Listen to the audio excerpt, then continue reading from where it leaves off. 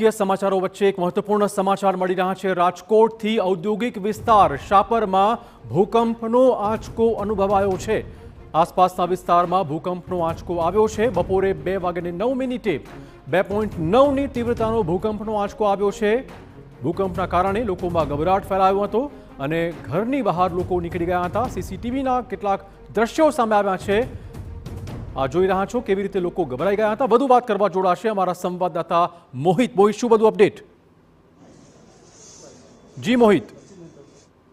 રાજકોટથી 15 કિલોમીટર દૂર જે સાપર ઔદ્યોગિક વિસ્તાર આવેલો છે, ત્યાં આસપાસના જે રહેણાંક વિસ્તાર છે સાથે સાથે ઔદ્યોગિક વિસ્તાર છે, ત્યાં બપોરે 2:09 2.9ની તીવ્રતાનો ભૂકંપનો આંચકો છે તે અનુભવાયો હતો। ભૂકંપનો આંચકો આવવાને કારણે લોકો છે તે પોતાના ઘરની બહાર છે તે નીકળી ગયા હતા। ન માત્ર સાપર પરંતુ આસપાસ પડવલા, લોઠલા સહિતના જે ગામો છે ત્યાં પણ અસર છે તે જોવા મળી હતી ને આ તરફ જે મેટોડા, ખીરસરા સહિતના જે વિસ્તારો છે ત્યાં પણ આની અસર છે તે જોવા મળી હતી। મહત્વનું છે કે છેલ્લા ઘણા સમયથી આ વિસ્તારમાં ભેદી ધડાકા છે તે સામે આવતા હતા, પરંતુ હવે આજે જે ગાંધીનગર સિસ્મોગ્રાફી વિભાગ છે ત્યાં પણ આ ભૂકંપનો આંચકો છે તે નોંધાયો છે ને તેના કારણે લોકોમાં એક ડરનો માહોલ છે તે જરૂરથી જોવા મળી રહ્યો છે। જી ધન્યવાદ મોહિત તમામ જાણકારી બદલ। તો શાપર વિસ્તાર રાજકોટનો ઔદ્યોગિક વિસ્તાર જ્યાં ભૂકંપનો આંચકો અનુભવાયો છે।